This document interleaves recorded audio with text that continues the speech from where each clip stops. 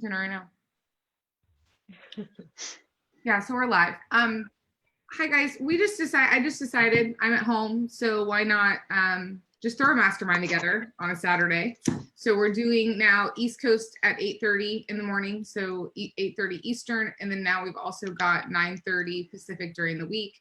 Basically, just to during the week, we'll bring topics that we can talk about, things that I'm hearing, and then we can brainstorm challenges, all of that. Today, I just thought we'd jump on and talk. For those of you that don't know my friend Kelly is on the call. Kelly's in Toronto. Tell them a little bit about yourself, Kel. Sure. So right now, I'm the CEO and founder of Integrative Coaching Solutions. I had the honor of being a MAPS coach for 5 years, which was amazing, and where I met Brindley, and been in real estate. Wow, I'm dating myself, going on my 20th year now. Wow. Yeah.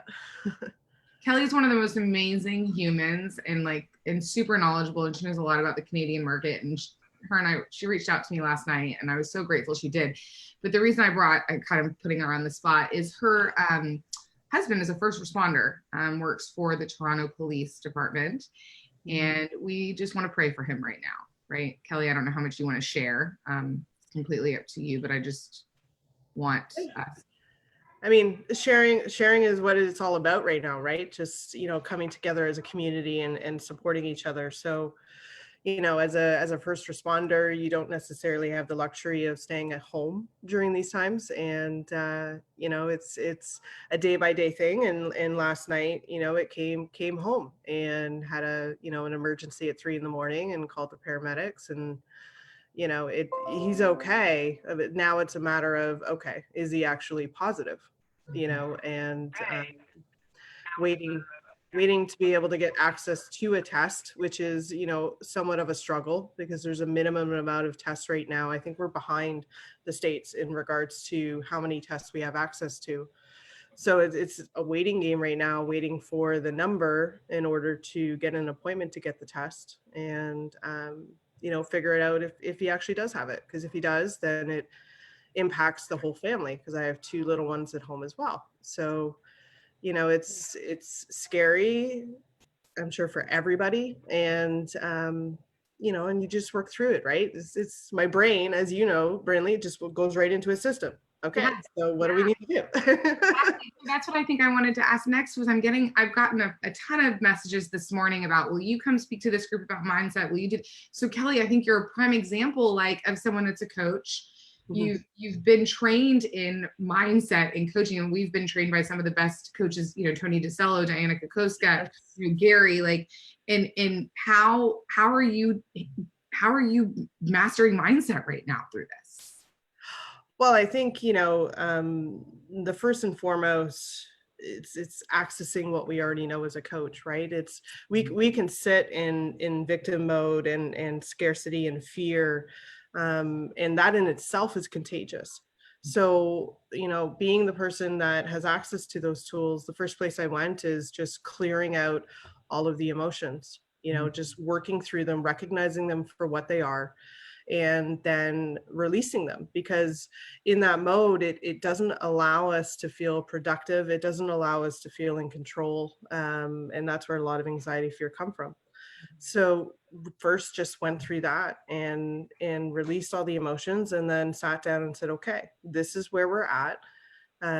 This is the goal that we are looking to do, which is all of us being healthy and moving forward and thriving. So what are the steps to do that?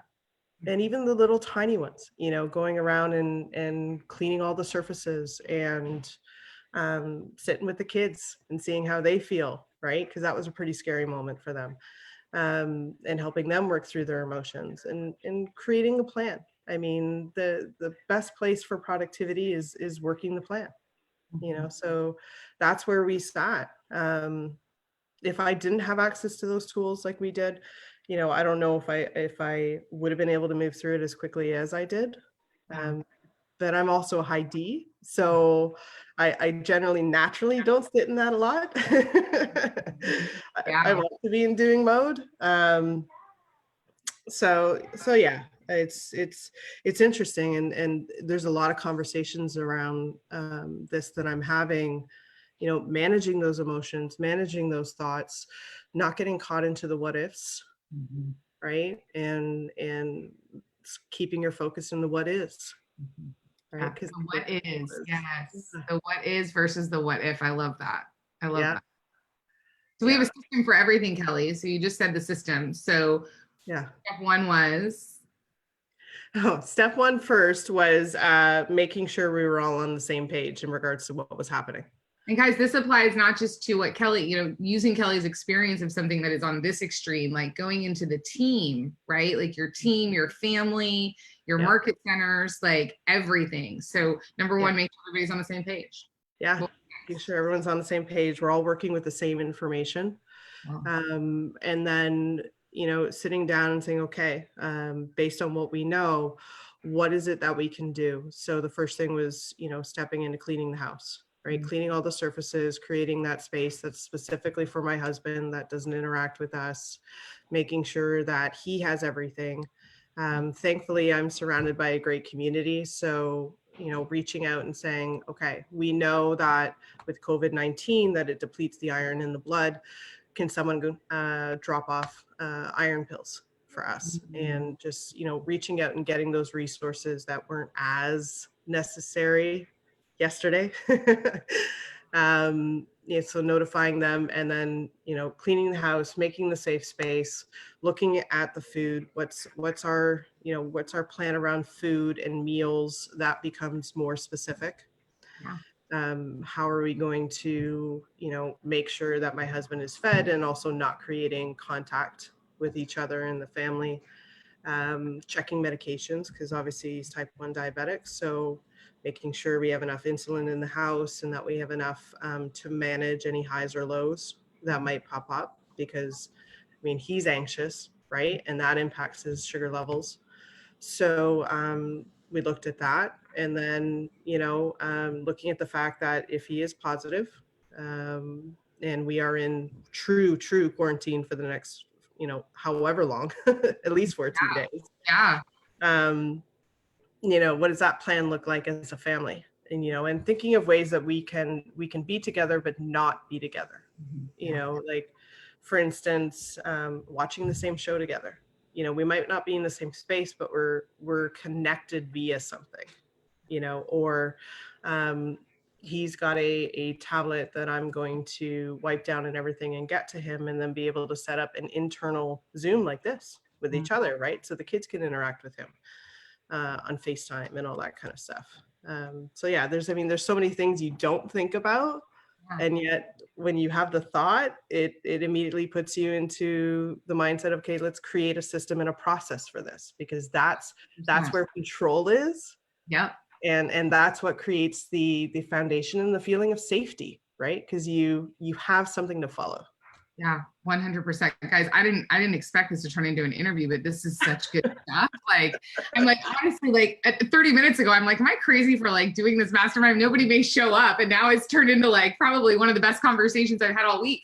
What you said though, Kelly, was interesting, because when you read Shift Tactic 12 in Shift, he talks about that. He talks about planning for the worst, planning for everything. And that might sound pessimistic, yet it's not. It's being proactive, right? And so I just, wow, like I just love that. And that's really everything that we should be doing in our businesses right now and in our lives, is preparing for, if this were to happen, what would we do? Yeah, I'd rather have a system in place and not use it than Yeah, get stuck without a system. 100%. What did So I somebody? think, oh, sorry, go ahead. Andrew, So I was no. going to say the trick is, and I've been a broker and a lawyer for a long time, so I joke I have no filter, business and personal. So sometimes I don't do a very good job. But after yesterday's call, I was so jazzed on the whole, hey, let's plan for the worst and let's do this and let's reach out to our vendors. So Brinley knows the end of the story. So I reached out to my listing manager, transaction coordinator, and I said, hey, are we talking to all our title companies about how do we bulletproof our transactions, protect our money, virtual closings? And like I gave him the whole speech. The guy, like, and this was early in the morning and I had not had enough coffee. The guy blasts me back and said, hey, I got a feeling like you don't trust us. You're micromanaging us. You don't think we know what we're doing. Maybe you should get a third party to help you. And Hmm. like the email was this long. And of course, so my email was this long, and it's like, okay, dude, you're not really understanding what I'm trying to tell you. I'm trying to tell you, you're doing a good job. I'm trying to protect my business, your business. You tell me, you have tons of clients all over the country. I'm helping you help your business, help them. I got a million people in my downline. I sent all my agents to you. If I didn't trust you and wanted another person, I would. So I guess my question or my point or my thought to throw out is, you got to be like super careful how you communicate those kind of things and how you couch them. And the same thing, I've got a friend, I haven't seen her in a couple months.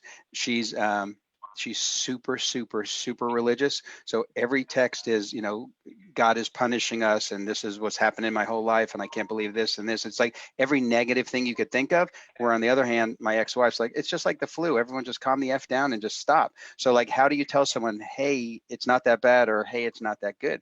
So I'm like, okay, I'm going to run like my life, and I'm not going to try to run anybody else's life and tell them what I think. And if I have a vendor who just doesn't get it, then maybe Brinley gave me the name of an alternative vendor who I had a great conversation with, who is getting her first file in a few minutes. So, I mean, it's just, it was kind of unique. I was really shocked that he took it that way. And maybe it was in my delivery, but it's his mindset.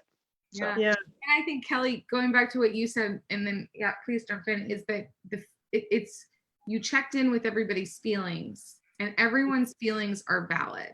They're allowed to feel what they're feeling right now.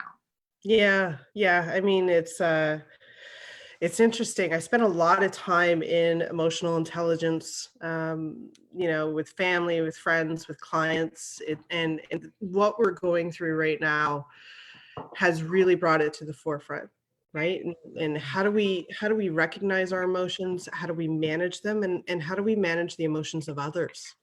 Right. And we're all like reaching out to our people and seeing how they are. And we don't know the response we're going to get, whether it's the world is ending versus, I don't understand why everyone's so scared. There's such a massive spectrum in that, and how people are feeling about it.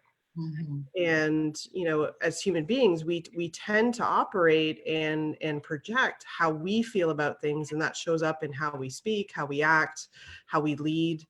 Even if it's a team or your family, right? You're leading your family. It's a space now that, that skill set of emotional intelligence is so integral right now.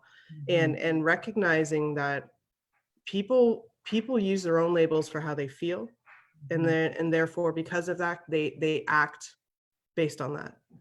So when we see a result that's not in alignment with how we are looking at things or how we are feeling things, it's first recognizing them for what they're feeling, and then creating the question or conversation around how they're feeling, what is causing that, and shifting that mindset around, I'm feeling this and therefore I have to hold it like this, right? I can't let that go. And being the person that's giving them the space to let it go, whatever that is for them. Being the person that allows them to let it go. Yeah. That's powerful leadership. Because I have to admit, like, I found myself at the beginning of the week, like, you can ask my people, I was like a crazy woman because I was frustrated, freaking out, right? And then portrayed that onto them. And I said, well, wait a minute, hold on. This isn't how I want to lead. Come up with a plan, check in on your people, right? Do all the things that you said. Yeah, totally. Angelina, what's your week been like, darling? How are you doing? Yeah, so I am just totally a process. Oh, you're breaking up. Me, I feel like just try clicking off your video. Yeah. Every day. Oh, here, I'm gonna stop her video. For what someone has been feeling, right? So maybe one day, my husband. Yeah, you're breaking up really bad, Angelina. Yeah, Yeah, it says her bandwidth is low. Yeah, so I want to go back to Andrew. Andrew, you brought up a really good point about our conversation yesterday with your vendors. And, I want to make sure that I also am clear about the message of we're not saying go fire all your vendors, right? Like that's not the message. The message is that we have, and I shared this in a video I did last night, we have fiduciary responsibility to our buyers and sellers right now. Mhm. And we have fiduciary responsibility to our families. So if our vendors are putting that fiduciary, or our team members are putting that fiduciary responsibility in jeopardy, it's our job as leaders to find alternatives. And that's where the conversation yesterday was with Andrew and I. But Right, and let me just say, because yeah, I went easy on coffee this morning. So we're talking here sort of in our own little private Zoom, but Yeah. we're also on Facebook. We're also on Facebook Live, which maybe I forgot. So I'm not getting rid of any vendors. I'm not telling anyone you're not a good vendor, you're not working with me, or any of those things. I'm just trying to help up my game, protect my clients. As you and my coach says, hey, what money's on your closing board, and how are you going to bulletproof that money? So I'm trying to come from contribution and help everybody. So if my vendor's listening, you're not fired. I'm trying.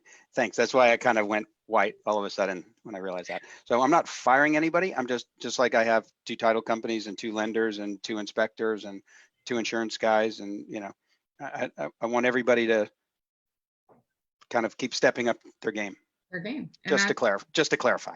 yeah, and I think that's a really good point. Like people are saying, when we come out of this, we're all gonna have like the best budgets we've ever had. We're gonna have the tightest ships we've ever run, and then it's gonna be about holding each other accountable to continuing that when things get good again, right? Yes. What's it like up in Canada? What are you guys? Here we're doing digital open houses, digital showings. What are y'all? What creative things have you all seen up there? Well, I think, in especially the real estate space, there's a lot of consistency in how people are shifting, right? Some were more prepared for it than others in regards to moving to that virtual space. What I will tell you is there's also a lot here that are on the scale of, the world is ending, I have no idea what to do, because they don't have the resources around them or the thinking around them to move them in that productive mode and pivot that quickly. I will say, like any shift, it exposes skill set, as Gary teaches us, right? So it's definitely, I think, going to shift the market up here. We're a little bit behind, I would say, in what you guys are doing down there. Like things are still closing. There's no shutdowns anywhere that is stopping anything that would cause a closing on the back end. Although I know in some areas in the States that is happening. I'm seeing a lot of people moving all of their things onto Facebook Lives or Zooms, right? Like it's a big part of our business to be that information resource, right? That connector to resources for our people in our databases.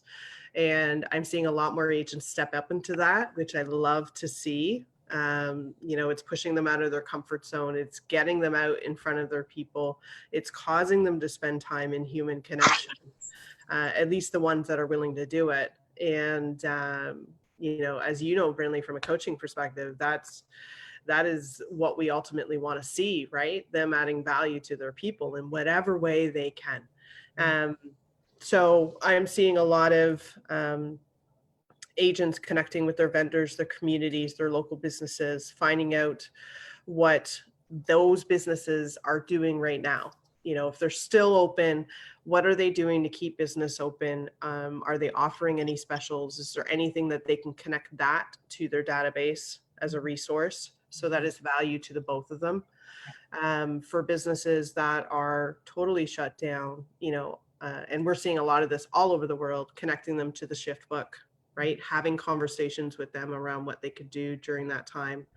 I'm seeing agents set up food prep delivery services for their clients.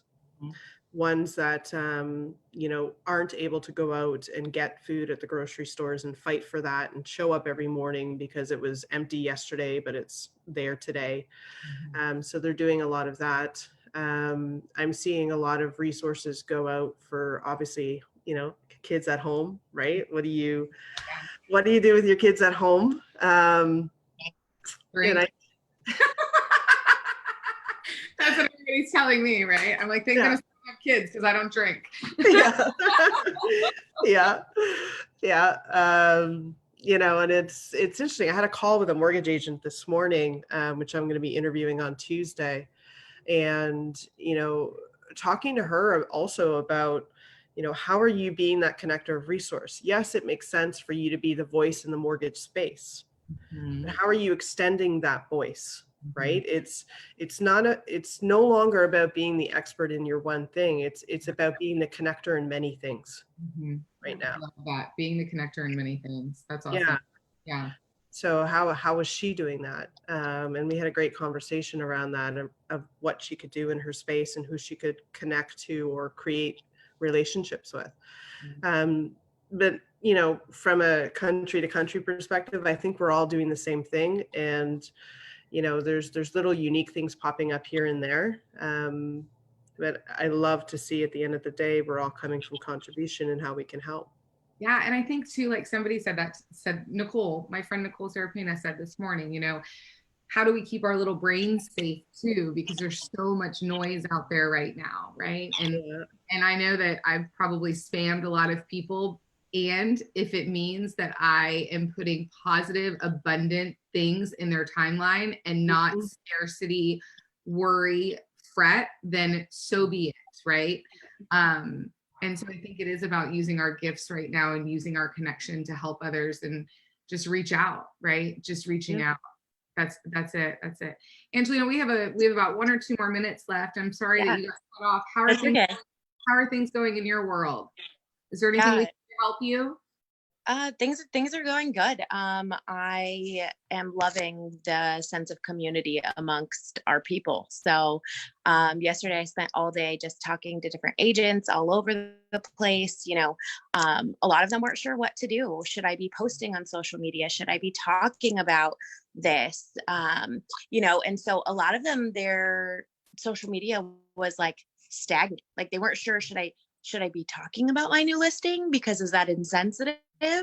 Or Yeah. should I be talking about coronavirus? Like they weren't sure. And so because I work with a lot of agents all over, and primarily with handling social media and content and strategy, that's what all my conversations were about yesterday, and about like, Really? how can you be a light during this time? Like, yes, you need to still talk about your listings and what's going on in your business, but that's not the number one focus. Like, check on your people, check on your clients, and yes, talk about it, be a resource. I had one agent that put out a list of all these companies that were offering, putting the car payments on hold. Awesome message right now. I mean, I mean, I've gotten it my was mortgage, my auto, like all of that. That's a great idea. yeah. This call's been amazing. Yeah. I mean, myself alone, I don't have a car payment for 4 months just Yeah. because I called. Yeah. Encouraging your people. Like for my husband, he can't go to work, so he's not going to get a paycheck.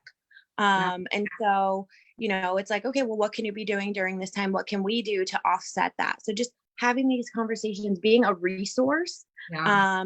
to everyone we come in contact with. And so all of the agents that I've been consulting with this week, like brainstorming with them on how they can be a resource. If you can, Angelina, if you can reach out to that agent, if they'd be willing to share that Yeah. email and post it in the group, I think that could be really, really beneficial. Guys, thank you so Yeah. much for taking time out on your Saturday. This ended up being like probably the best call. Like I am really fired up. I think we hit mindset in a big way. Kelly, thank you. Again, guys, just pray for Kelly and her family. And then with that said, pray for all the first responders. I think there's so much we can be grateful for because there's so many others that are experiencing different things right now. Different, right? There's a lot to be grateful for. So Kelly, thank you for being on this call. And I can't wait to see and have you contribute because I think Kelly brings massive value. So, and Andrew, what a great example of a single agent, right? Am I right? Single- There's people here, they're not here, but there's other people, yeah. Yeah, but how many do you have on your team, Andrew? It changes by the day. Leave it at this. I've got about 40 people in my downline, so, and a bunch of them in this office. So when I need people, I have plenty of peeps, but they're not on the payroll. They're not on the payroll.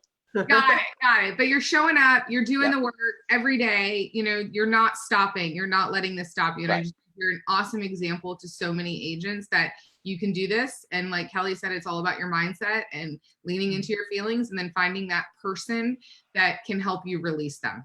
Because we all need our person right now, right? We all need our person. All right, guys, have a great Saturday. If you need me, bye. Bye. Brinley, shoot me an email and let's set up a time to talk. Yeah, sure will. Okay, cool. Thanks, guys.